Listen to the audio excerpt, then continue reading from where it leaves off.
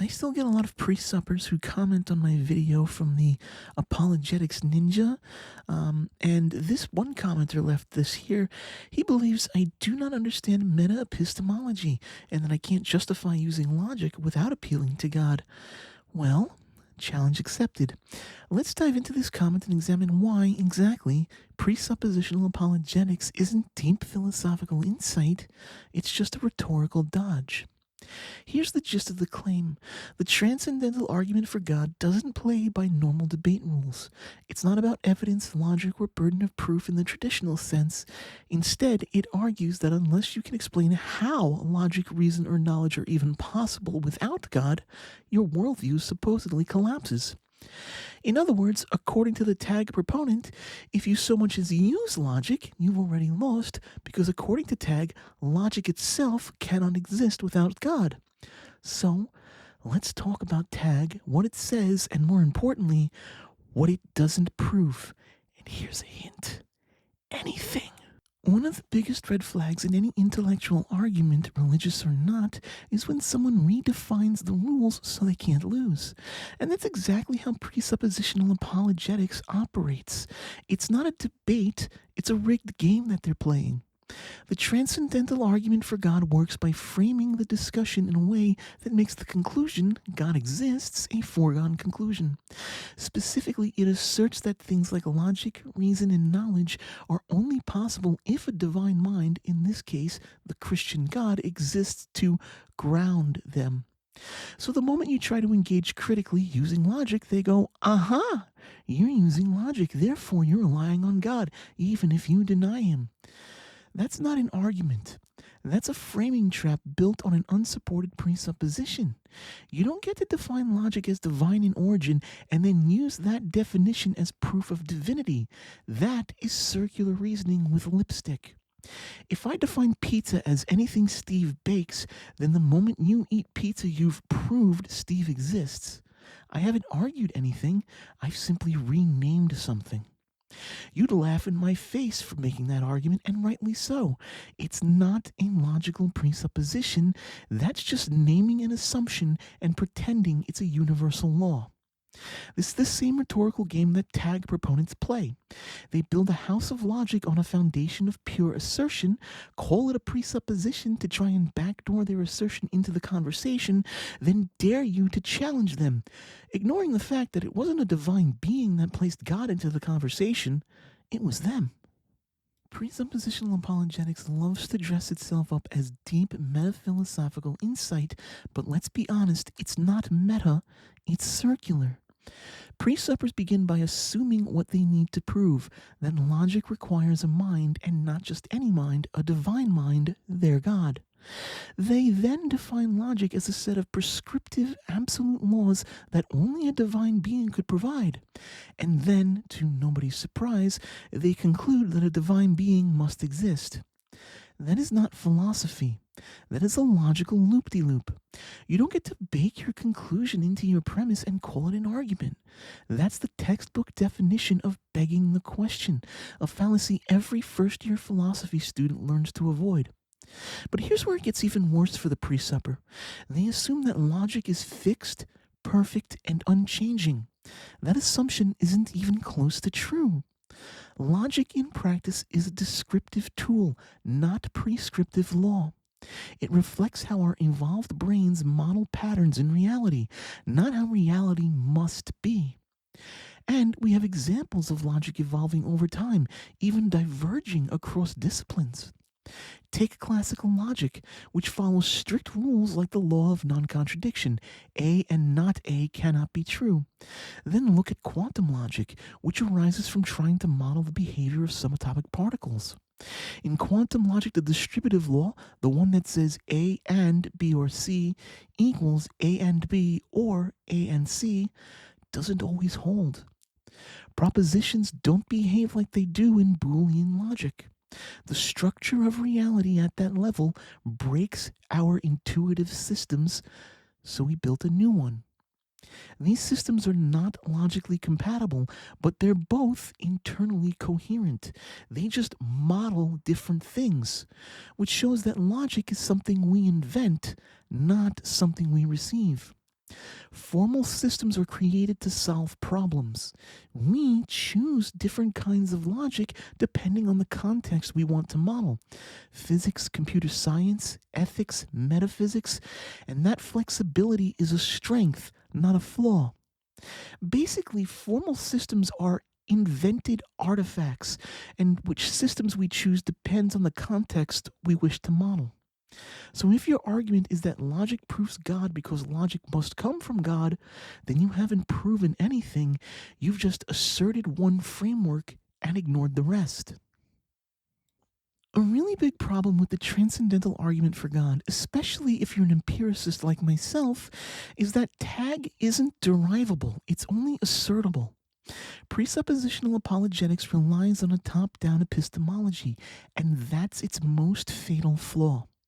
In tag, you start with God, not as a conclusion, but as a presupposition. From there, God is said to be necessary for the foundation of logic, reason, and knowledge itself. The argument is built backwards, not by discovery, but by assertion. The problem is that this structure is non-reversible. You cannot start from logic, observation, or experience and work your way backwards to therefore the Christian God exists and is the reason for logic, without already assuming that a divine mind is responsible for those things. That's not just circular, that's epistemically closed. The entire system depends on treating a conclusion as a necessary precondition. You're not uncovering truth. You're smuggling in a metaphysical commitment and then acting shocked when others don't accept it. Let me put it another way. The bottom-up approach, the one we use in science, philosophy, and actual discovery, we move from data to models and then to theories. We revise based on evidence. If tag were true, we would expect to find overwhelming and self-evident support for the necessity of a divine mind as the cause of logic itself. But we don't. What we find are brains modeling patterns imperfectly and systems of logic evolving to better describe increasingly complex realities. You can't reverse engineer tag without injecting its conclusion back into your premise. There is no independent pathway that leads from reality to the claim a divine mind is required for logic to exist. It's just not there. So let's be clear. If your framework only works when you start with your God at the top and it breaks the moment you ask whether that God is necessary rather than assumed, that's not a demonstration of truth, it's a philosophical house of cards. Here's what tag proponents never really want to engage with. Non-theistic epistemologies exist and they actually work. That's why tag isn't a serious argument, it's a dodge. A philosophical shell game designed to make you defend something you already do, while they just assert something they've never proven. Let me address the main criticism tag proponents like to throw out there, that we use reason as a presupposition to reason. I will be clear, we don't use reason to reason. We use cognitive processes, evolved, fallible, pattern-matching functions of a biological brain to generate ideas, form beliefs, and make inferences. Reasoning isn't some flawless metaphysical engine, it's a heuristic, a best effort attempt to understand and navigate a complex world. And because our reasoning is fallible, because we know it goes wrong, we invented something better than divine revelation: empiricism, peer review, falsifiability, and self-correction. We don't rely on a holy book to confirm our reasoning. We rely on evidence, observation, and reproducibility. If our conclusions fail to align with reality, or with independently gathered data, we revise them. That's how we got vaccines, computers, and orbital mechanics, not by praying harder, but by checking our work. This method is called fallibilism, the view that knowledge doesn't require absolute certainty, only provisional reliability, subject to ongoing testing and revision. And here's the tag killer. Fallibilism works. You're watching this video on a device made possible by it, not divine inspiration. Fallibilism says we must treat knowledge as provisional, justified today, but always open to new evidence tomorrow. Jesus didn't float down on a cloud and hand Stephen Morse the x86 instruction set. Intel engineers did that through iteration, research, and a whole lot of bug fixing. There are entire non-theistic frameworks that explain how knowledge is possible. Coherentism, which grounds knowledge in internal consistency. Bayesian inference, which uses probabilities to refine belief based on evidence. Pragmatism, which asks not, is it metaphysically perfect, but does it work?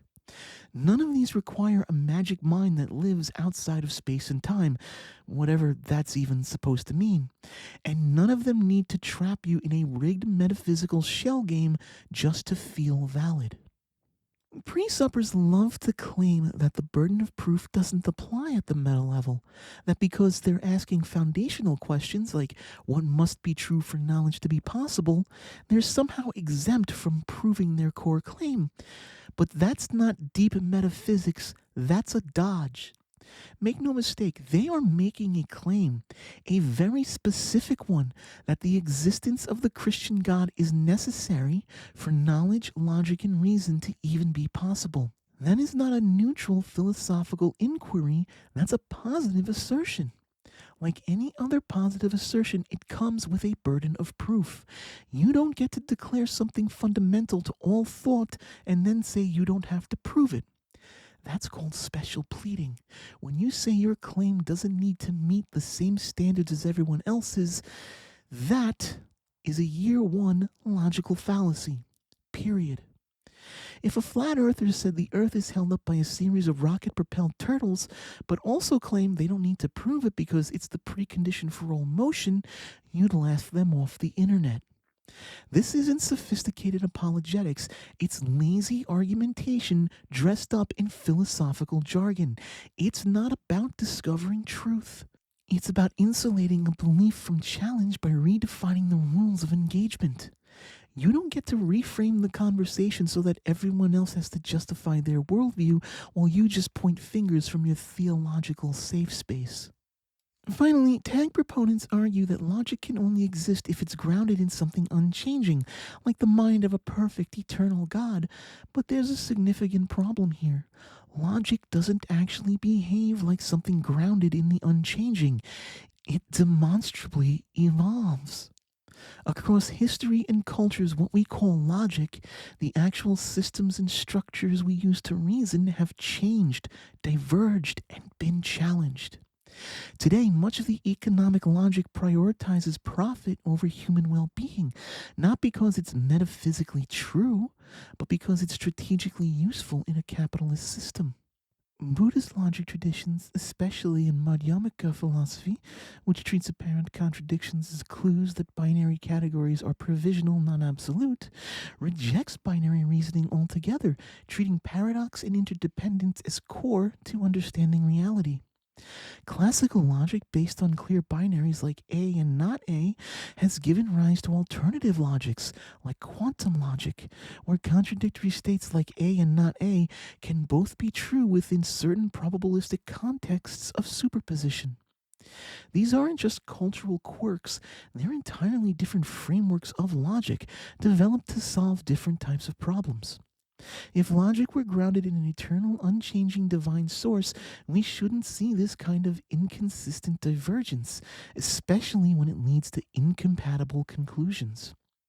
Take the development from Aristotelian syllogistic logic, which dominated for over 1,000 years with rigid forms like all men are mortal, Socrates is a man, therefore Socrates is mortal, to first-order predicate logic introduced by Frege in the 19th century. That shift allowed for much greater precision, quantifiers, and variables, and completely changed how we represent meaning. Then there's institutionistic logic, which rejects the law of the excluded middle, the idea that every proposition is either true or false because it doesn't hold in constructive mathematics. Or paraconsistent logic, which tolerates contradictions without collapsing into nonsense, useful in situations where information may be inconsistent but still usable. These aren't superficial tweaks. These are fundamentally different systems of logic created to solve different types of problems. The reality is, logic isn't an absolute decree handed down from on high. It's a tool, a set of conceptual instruments we build and refine to better model the world around us. Like any tool, it improves, adapts, changes, and sometimes breaks, especially when we push the boundaries of what we understand. So if your argument is that logic proves God because it must come from something unchanging, you've got a real problem, because logic changes. Make no mistake, presuppositional apologetics is not a checkmate. It's a rhetorical shell game, a rigged debate strategy that reframes the rules so it can declare victory without ever proving anything. It starts by redefining the playing field, assumes its own conclusions that God must exist, and then challenges you to explain logic, reason, and knowledge without using the same presupposed framework. That's not deep metaphysics, it's philosophical sleight of hand. Once you step outside of their rules lawyering and challenge their core assumptions, the entire framework collapses. It's question begging all the way down, a divine claim wrapped in circular logic and masked as intellectual rigor. Let's be honest, presuppositional apologetics is just theological trolling, dressed up like a philosophy lecture. It's an attempt to define God into existence and then act smug when nobody else plays along. It is a dodge. You don't need God to explain logic, you need a brain, one capable of learning from experience and recognizing patterns. If John eats a mushroom and dies, and I avoid that mushroom in the future, I haven't invoked a divine revelation. I've used inductive reasoning. That's logic. That's knowledge. That's pattern recognition, rooted in observation and survival, not theology. Logic isn't some mystical transmission from beyond space and time.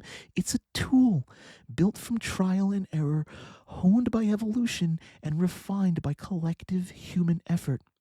And if your argument only works when you assume you've already won, that's not truth. That's playing make-believe in Latin. If you found this breakdown helpful, hit like, comment, and subscribe, or share it with someone who thinks tag is a trump card. And let me know in the comments what other apologetics you'd like to see tackled in future videos.